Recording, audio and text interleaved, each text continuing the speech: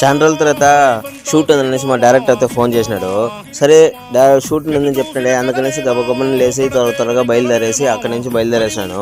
బయలుదేరి తిరుపతికి రాగానే షూట్ ఏంటంటే ఒక పల్లి గ్రామంలో జల్లికట్టెతో షూట్ అనమాట. సరే అనేసి అక్కడ చూస్తే మనం ఊరుకు ఆ పల్లి గ్రామంలో వాళ్ళందరూ జాలీగా షూట్ని ఎంజాయ్ చేస్తా చూస్తూనే ఉన్నారు. అలాగే డైరెక్టర్ నువ్వు డ్రెస్సింగ్ చేసుకొచ్చేకలికి నేను పోయి మేకప్ వేసుకొని వచ్చేసాను. మేకప్ వేసుకొని వచ్చిన తర్వాత అక్కడ మన షూట్ ఏంటంటే ఆ జల్లికట్ట ఎదుతోనే మనకి షూట్ అనమాట. అసలు నాకైతే ఆ ఎద్దు దగ్గరికి వెళ్ళడానికి చాలా భయం వేస్తూ ఉండింది. అసలు చూడడానికి ఎట్లుందో చూడండి, అది అసలు మామూలు ఎద్దు ఉంటుంది కదండి, అది జల్లికట్టెద్దు. అట్నే షూట్ అంతా చేస్తూ ఉన్నాడు. అసలు చూస్తే టైం అయితే అయిపోయింది. అప్పుడు 4:30కి మేము అయితే భోజనం అయితే తిన్నాము. అసలు సినిమా అంటే చాలా ఈజీ అని చాలామంది అనుకుంటారు, కానీ అంత ఈజీ అయితే కాదు.